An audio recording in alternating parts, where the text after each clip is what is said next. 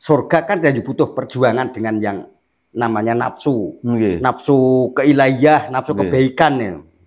Karena yang namanya surga bandang minallah itu lain. Tapi kalau surga itu dibayangkan mula swarga neraka ora mujudake papan lan panggonan. Jadi surga dan neraka tidak memujudkan tempat. Nggih. Tapi surga dan neraka itu hanya penandanging rasa. Kita merasakan sesuatu yang nikmat itu surga, sesuatu yang gaduh, yang penasaran atau yang susah itu adalah neraka. Maka surga, swarga ora mujudake papan lan panggonan, nanging swarga mujudake penandanging rasa. Tapi kalau Dajjal itu kan simbolnya Dajjal itu matanya satu, Mbah. Iya. Nah, terus kemudian ada simbolis lagi itu bentuk segitiga begini. Terus ada mata di tengah. Itu maksudnya gimana itu? Jadi timbul mata satu itu ya tidak penuh dengan seimbang benere dewi. Ya ngono, benere dewi. Glujur kenceng. Aku dewi. Semuanya nggak ada yang benar. Sak liyane aku. Sak liyane aku. Bahaya. Ngono kuwi. Nggih. Jadi sama sekali tidak menghormati pendapat orang lain dan sebagainya. Walaupun dia itu paham tentang agama. Ya paham tentang agama. Nah, maka di situ yang namanya munafik itu kan kakek buyute ke wong kafir to yo. Nggih. Nah, maka wong munafik itu kan dia itu sedang dilalaikan kan. Sedang dilalaikan. Nggih. Jadi maka walaupun dia tuh paham Quran, hadis dan semua kiasnya, justru orang-orang munafik itu lebih cerdik daripada orang-orang kafir.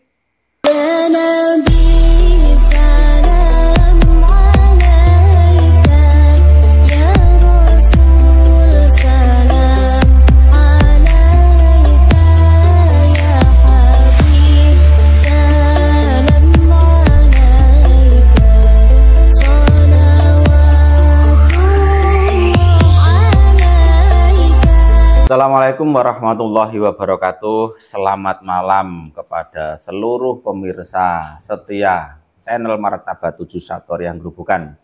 Kita berjumpa lagi untuk melanjutkan bedah buku Miftahul Jannah masih bersama Romo Kiai Haji Muhammad Nurwarji. Beliau adalah mursyid Thariqah Martabat 7 Satoriah Grobogan. Tapi sebelum itu seperti biasa kita akan menjawab pertanyaan. Jadi sudah pertanyaan-pertanyaan yang sudah dirangkum. Jadi pertanyaan yang pertama itu dari akunnya Wusono Hermanto. Assalamualaikum warahmatullahi wabarakatuh. Waalaikumsalam warahmatullahi wabarakatuh. Swarga tidak bisa dicapai dengan nafsu baik atau buruk, tapi harus mampu melampaui dua lintas itu. Artinya ibadah harus ikhlas. Hanya ridho Allah yang diharapkan biar ketemu sama malaikat Ridwan, penjaga surga. Ridwan kata dasarnya ridho. Nek ngoten niku pripun, Mbah? Matur sembah nuwun. Dan iki enten. Jadi akune Wusono Hermanto ini beliau itu ada pernyataan seperti ini, ada ungkapan seperti ini, itu menurut jenengan bagaimana? Ya menurut pandangan surga bisa dicapai dengan nafsu-nafsu. Tidak bisa dicapai. Iya, itu kan dalam pertanyaannya bisa dicapai dengan nafsu yang baik maupun yang buruk. Baik maupun buruk. Ya, ini dalam pandangan saya ya bisa dicapai dengan nafsu yang baik. Misalnya ya apabila orang itu dia itu sampai mati, dia itu tenggelam pada nafsu-nafsu syaitoniyah, maka matinya akan su'ul khotimah. Tapi kalau dia itu dengan sampai mati kok dia tuh tenggelam pada nafsu-nafsu keilahiyahan, itu maka dia akan masuk surga yang dinamakan nafsu mutmainnah. Ya. Nafsu mutmainnah. Dari pandangan ini Maka surga ini yang dikatakan dengan surga ini sebenarnya kan surga yang masih pada papan lan dunung. Ya. Karena surga bisa dibakar dengan umumnya itu adalah mewujudkan surga itu mewujudkan tempat. Mewujudkan tempat. Nah, sebenarnya surga itu sendiri tidak bisa digambar, bahkan surga itu sendiri tidak bisa ditunjukkan secara pandangan mata yang secara langsung, secara visual. Karena surga itu tergantung penandanging rasa. Karena surga dan neraka itu penandanging rasa, bukan dalam bentuk tempat. Tidak bentuk tempat dan bentuk apapun. Walaupun tempatnya itu di bawah jembatan, misalnya kalau dia itu sudah nikmat dan bahagia, ya di situ surga. Tapi walaupun di atas rumah susun yang paling tingkat yang tinggi, itu kalau dia itu masih gusar dan masih penasaran, ya itu namanya neraka. Tapi ketika gini, itu surga yang di alam dunia ini ya Mbak. Tapi ketika nanti secara umum nih, bahasa umum, jadi ketika nanti juga sudah mati atau di akhirat, itu juga akan merasakan surga itu, penjelasannya juga seperti apakah sama dengan yang ketika masih di dunia atau berbeda nanti di sana itu? Nah, maka pada umumnya surga itu terus dia itu digambarkan seperti penganyame nafsu. Jadi surga itu digambarkan seperti kita masih hidup di dunia, masih komplit dengan nafsu-nafsu kita ini. Padahal dengan dasar ini surga itu tidak seperti yang kita bayangkan, yang seperti kayak dinding umpan-umpan nafsu seperti ini. Seperti ini enggak. Jadi kalau di situ kalau memang pandangannya seperti itu juga boleh juga. Kalau di dalam pewayangan itu kan juga nalika zaman Kombo Karno itu sewaktu zaman itu lakon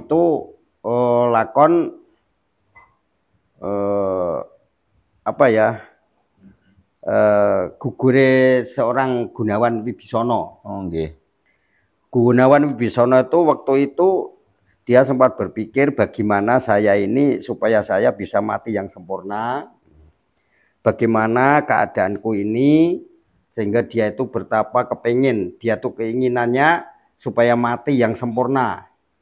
Nah, dia belajar meditasi, semedi, cara ibadah, ya itu pewayangan. Sehingga sampai di puncak keheningan itu, sehingga dia meninggalkan panca indrianya. Akhirnya sedulur tua papat. Sedulur tua papat itu sesudah Sang Gunawan Wibisono ini melepaskan semuanya, piranti-piranti hidup kita ini, panca karma kita bisa terlepas, maka dia masuk di situ, masuk di dalam alam sonyo ruri. Sonyo itu artinya suwung, kosong, ruri dalam arti mengkuisi, penuh dengan isi. Ternyata di situ dengan kenyataan dia melihat saudaranya sepuh tua yang namanya Kombo Karno.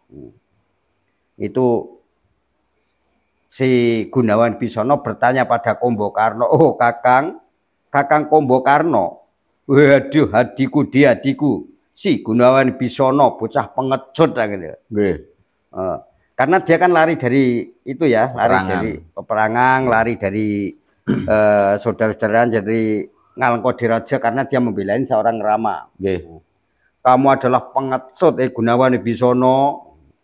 Kamu adalah itu apa namanya? Ngikuti mungsuh itu pengkhianat negara. Oh Kakang. Mboten ngoten Kakang Kombo Karno. Sak temene jenengan beda kalih pandangane kula. Sebenarnya beda dengan pandangan saya. Waduh, gue ora nonton, kamu pada tidak bisa melihat saya ya adikku di Gunawan Wibisono. Saya sekarang jadi raja, wiraja, duduk di kursi dampar kencana seperti ini, diapit bidadari, orang cantik-cantik. bahkan saya diladeni seperti ini. Nggih. Pakaian saya Mas Picis Rajabrono, pating kerlap, babut permadani, serba mewah ini.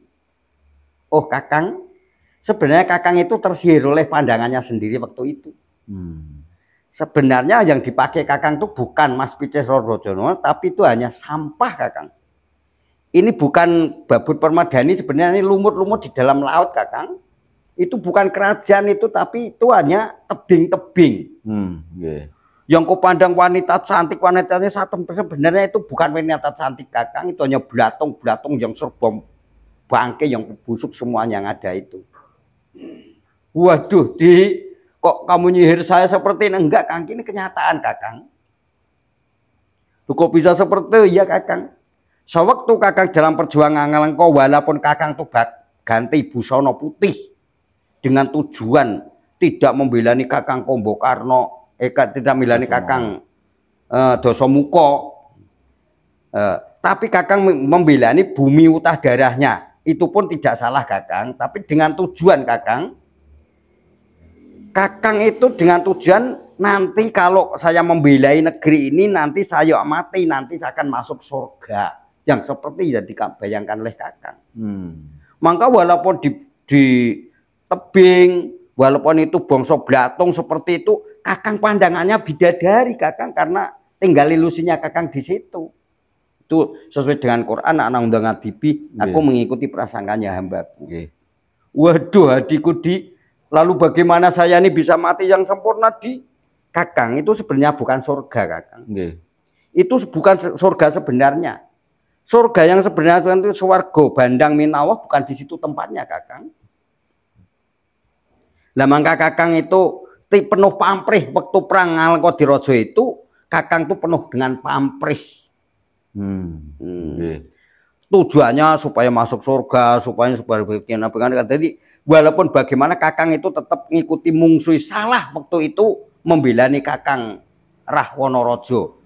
Saya nggak belani walaupun belani coba Kakang. Sewaktu itu seandainya Kakang Kombokarno itu menang dalam perang Bratayuda melawan dengan Prabu Rama, kemenangan Kakang ini yang ngenyam siapa? Yang jadi raja siapa? Yuk Kakang Rahwana. Lah, berarti kan nanti Kakang juga membelani seorang Angkara Murka, iblis Kakang. Untung saja Kakang itu tidak bisa memenangkan kompetisi ini. Nah, sampai sekarang Kakang, maka tujuannya Kang seperti itu, walaupun itu seperti apa Kang, itu kamu tersihir dengan pandanganmu sendiri. Itu bukan makanan yang enak, itu hanya bangke, hanya itu belatung, hanya itu semua itu kodok, ada kadal, ada buaya, seperti seolah-olah itu adalah bidadari yang cantik-cantik karena itu pandangan kamu Kakang. Waduh, supaya saya bisa masuk surga, saya supaya bisa kembali kepada dat Kang Murbedat, artinya saya mati yang sempurna. Bagaimana Kakang, kamu belum selesai perjuanganmu di dunia Kakang, kamu harus labuh di dunia lagi. Bagaimana saya sekarang, karena saya sudah nggak punya jasad lagi, kok saya kembali ke dunia lagi? Oh ya Kakang, dengan prasarannya kamu mencari orang yang namanya Bratasena atau Bima, itu orang Pendawa, Satria Jodipati Kakang. Nanti Kakang kalau bisa menyatu kepada si Bima, nanti perang Bratayuda Kakang, kalau kompetisi dimenangkan oleh Sang Haryawerkudara, maka Kakang nanti akan sempurna, ikut sempurna bareng dengan Bratasena. Nah itu surga kan jadi butuh perjuangan dengan yang namanya nafsu, nafsu keilahiyah, nafsu kebaikan ya. Karena yang namanya surga bandang minawah itu lain. Tapi kalau surga itu dibayangkan mula swarga neraka ora mujudake papanan panggonan. Jadi surga dan neraka tidak memujudkan tempat. Tapi surga dan neraka itu hanya penandanging rasa. Kita merasakan sesuatu yang nikmat itu surga, sesuatu yang gaduh, yang penasaran atau yang susah itu adalah neraka. Maka surga, swarga ora mujudake papan lan panggonan, nanging swarga mujudake penandanging rasa. Terus di sini ada kata ridho. Mm-mm. Jadi semuanya butuh ridho dari Allah.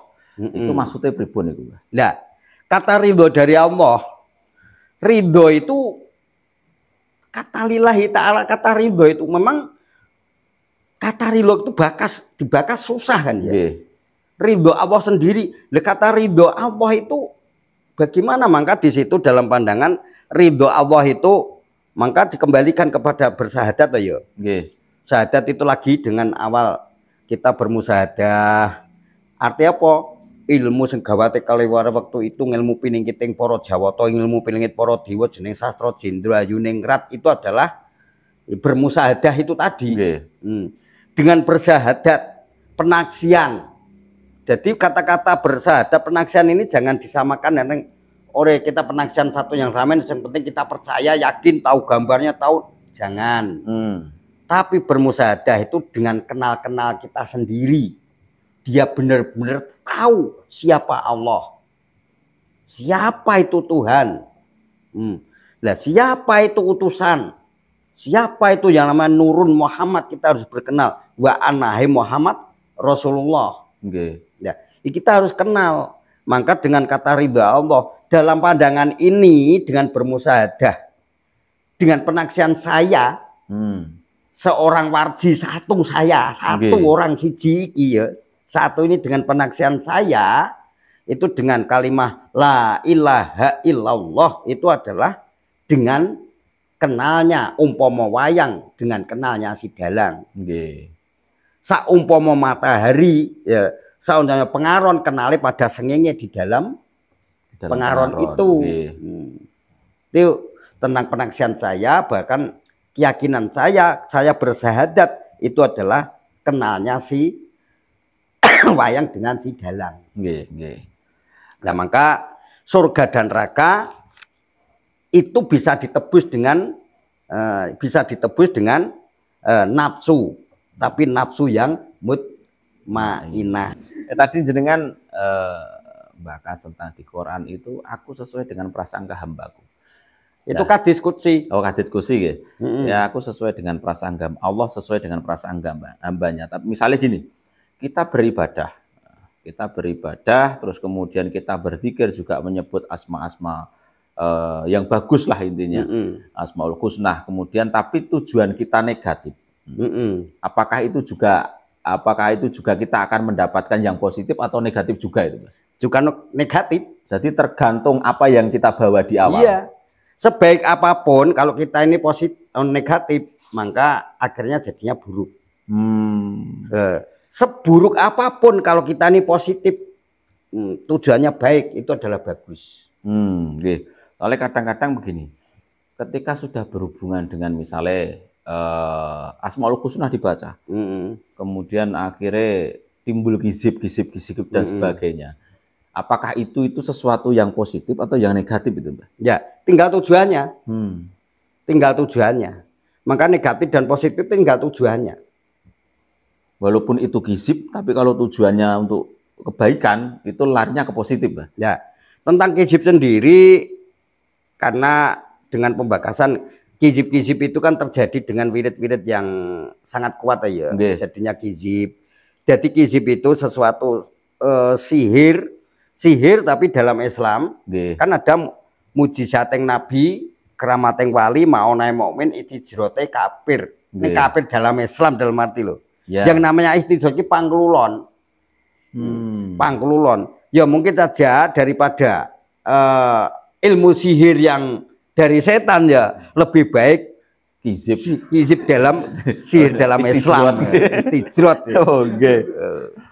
Berarti apa daripada mencuri uangnya tetangga, walaupun itu dilemparkan dari bapaknya, badokeng cekeng, ya lebih baik uang dari bapaknya daripada mencuri. Nah, gitu lah.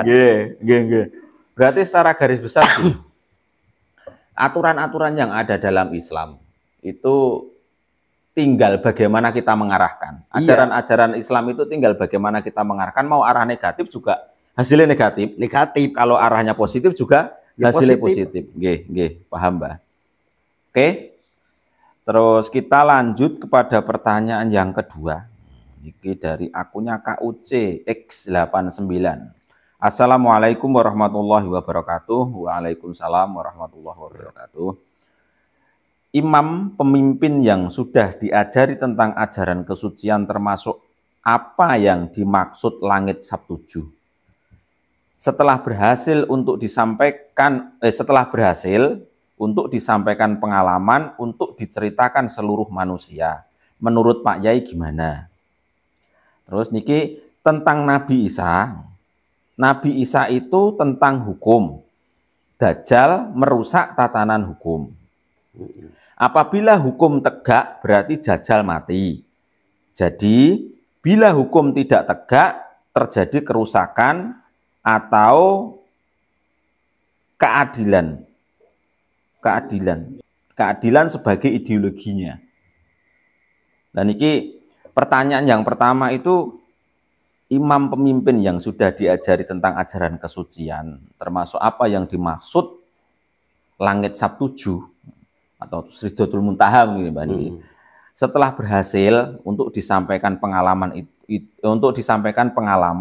untuk diceritakan ke seluruh manusia, menurut Pak Yai bagaimana? Ya memang semua yang diajarkan oleh Rasul-Rasul itu adalah untuk penyelamat dunia. Tapi saya yakin saat ini juga ada Nabi Isa, juga ada Nabi Musa, juga ada Dajjal itu sendiri. Tapi beda corak ya. Dalam arti pada hakikatnya seperti itu. Apakah jiwanya? Apakah? Ya iya. Jiwa Maka, Nabi Musa. Jiwanya Nabi Musa, jiwanya Nabi Isa, jiwanya nabi-nabi yang sudah lain, itu pun masih tetap hidup di dunia ini, tidak akan bisa mati selamanya. Termasuk Dajjal juga seperti itu. Termasuk Dajjal itu juga tidak akan bisa mati selamanya, tapi hanya sosoknya saja yang berbeda. Tapi kalau Dajjal itu kan simbolnya, Dajjal itu matanya satu, Mbak. Iya. Nah, terus kemudian ada simbolis lagi itu bentuk segitiga begini. Terus ada mata di tengah. Itu maksudnya gimana itu? Ya, timbul mata satu itu ya tidak penuh dengan seimbang, benere dewi. Ya ngono, benere dewi. Glujur kenceng. Aku dewi. Semuanya nggak ada yang benar. Sak liyane aku. Bahaya. Ngono kuwi. Nggih. Jadi sama sekali tidak menghormati pendapat orang lain dan sebagainya. Walaupun dia itu paham tentang agama. Ya paham tentang agama. Nah, maka di situ yang namanya munafik itu kan kakek buyute wong kafir to yo. Nggih. Nah, maka wong munafik itu kan dia itu sedang dilalaikan kan. Sedang dilalaikan. Nggih. Jadi maka walaupun dia tuh paham Quran, hadis dan semua kiasnya, justru orang-orang munafik itu lebih cerdik daripada orang-orang kafir. Bahkan orang munafik itu lebih cerdik daripada orang yang mukmin. Karena orang munafik sudah nekat sih.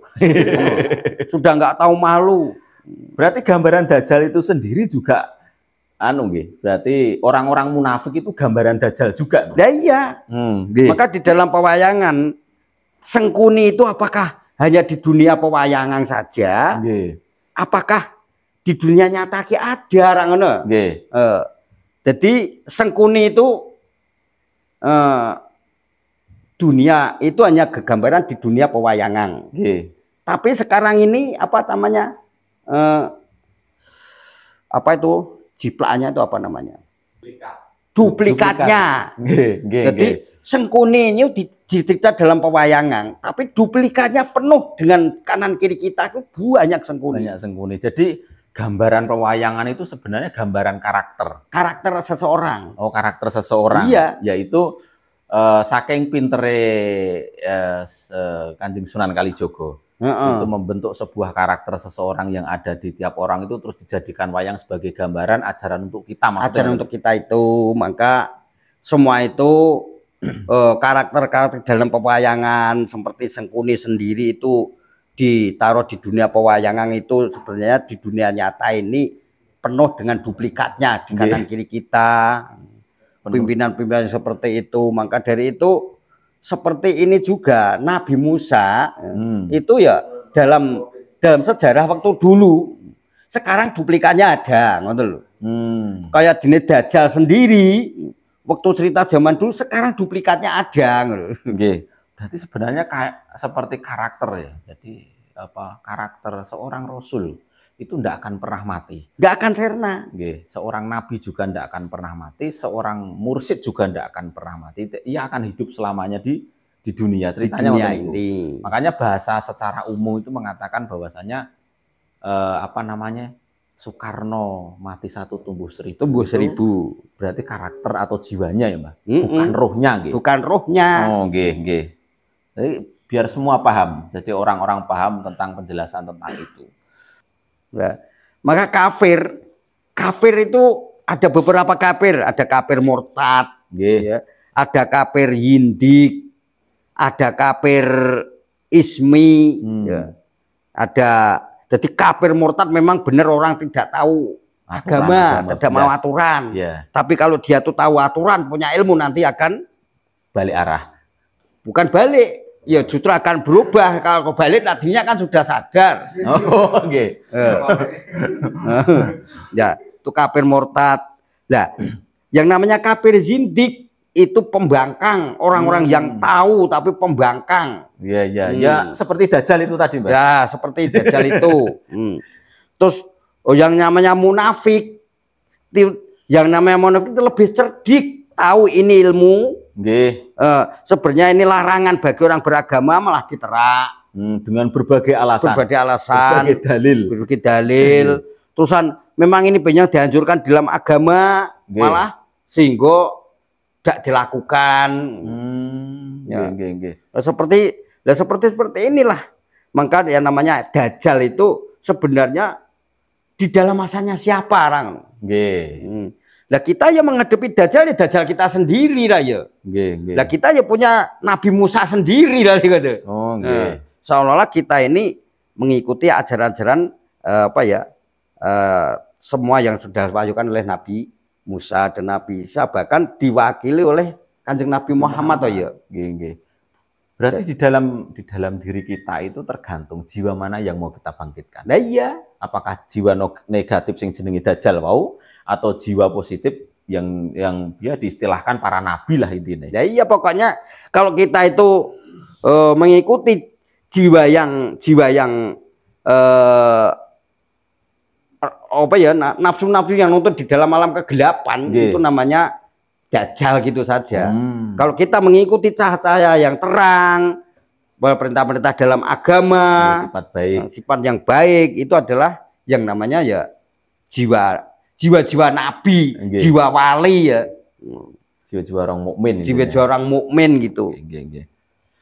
Terus tentang Nabi Isa tadi sudah dijelaskan semua. Terus ini yang ketiga, ini ndak ada aku. Jadi rasa jagungannya kados pundi. Nur Muhammad dengan Nurullah niku kejagungannya kados pundi. Matur suwun, Mbak. Niku ada pertanyaan seperti itu. Jadi Nurullah jagungannya piye karo Nur Muhammad.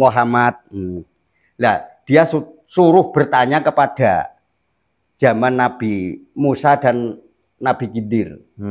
Ada antaranya lautan itu air yang payau dengan air yang tawar. Ada yang gunung kanan dan gunung yang kiri dan sebagainya. Nah, sekarang air yang payau dengan air yang tawar itu bagaimana dengan setelah jagungannya? Ya, seperti itu. Nah, maka kita bicarakan lagi tentang antara jagungan, yang jagungan itu kan dibayangkan seperti nafsu kita yang masih ada seperti ini dalam piranti ini. Karena Allah itu layu khayapu, ora kaya rupa, tidak bentuk, tidak warna, kayun bilaru hidup tanpa roh, qadirun bilalati kuasa tanpa piranti, la zamanu tidak bertempat pada waktu, lama koma tidak tempat pada tempat. Lah, sekarang kok bisa jagungan sing piye? Nah, maka di itu kalau kita bicarakan seperti itu, dengan jawaban seperti itu, bagaimana Nur Muhammad bisa jagungan dengan Nur Gusti Allah? Yang namanya jagungan kan digambarkan seperti ini. Nah maka tentang pada hakikat yang date Gusti Allah dari zaman Nabi Adam sampai sekarang nggak ada yang bisa menjelaskan tentang date Allah, hakikat yang date Allah Subhanahu Wa Taala. Jadi cerita ini kembali ke Isra Mi'raj. Jadi ketika yang bisa diceritakan itu ketika Kanjeng Nabi jagungan dengan Nur Muhammad.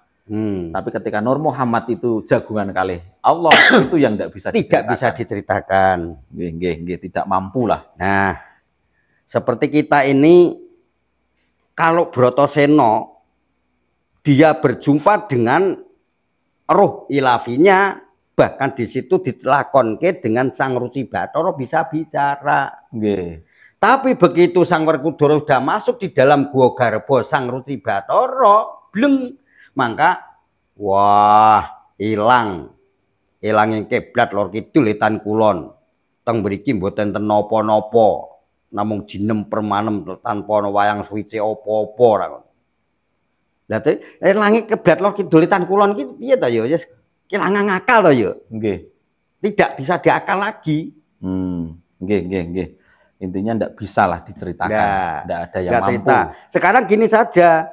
Sewaktu kita tidur, ditanyakan itu, ditanyakan pada pertanyaan ini. Sewaktu kita tidur, dia tanyakan, 1, penglihatan, 2, pembau, 3, pengucap, pengancam, pengerasaning cangkem bisa getir pahit legi, penggendengaran, perasaan awak bisa ngerasake pereh, penak, ora penak. Sewaktu tidur pulas ditanyakan dia kemana. Itu Bank BRI barang nggak ada. Nggak ada itu. Ditanyakan saja. Diangsuran pora ya. Toh itu masih perkara-perkara masih ada awal dan ada akhir. Nah sekarang adanya Nur Muhammad dengan itu kan namanya yang namanya kodim ngalah kodim kan ya. Kawak kelawan kawak. Bagaimana kita bisa bicara? Jadi kodim ngalah kodim. Kalau kita kudus ngalah kodim sih, kodim ngalah kodim, kudus ngalah kudus. Nah itu bisa kita. Sekarang kalau kodim ngalah kodim, bagaimana kita bisa merasakan? Bukankah pernah datang pada manusia waktu itu belum bisa disebut. Jadi yang datang ya belum nggak bisa disebut, yang didatangi ya tidak disebut, tidak bisa disebut. Oh, aneh pertanyaan ini. Bukan aneh, nyeleneh. Tapi juga untuk apa ya? Untuk pengetahuan. Untuk semuanya. Pengetahuan gitu loh. Oke, kita lanjut. Ini pada umumnya udah nggak nyeleneh, tapi pada hakikatnya tak harus ini. Untuk malam ini kita akhiri sekian. Terima kasih kepada seluruh pemirsa setia channel Martabat 7 Satori yang Grobogan. Kita berjumpa lagi insya Allah pada pertemuan berikutnya. Saya akhiri wabillahi taufiq wal hidayah. Wassalamualaikum warahmatullahi wabarakatuh.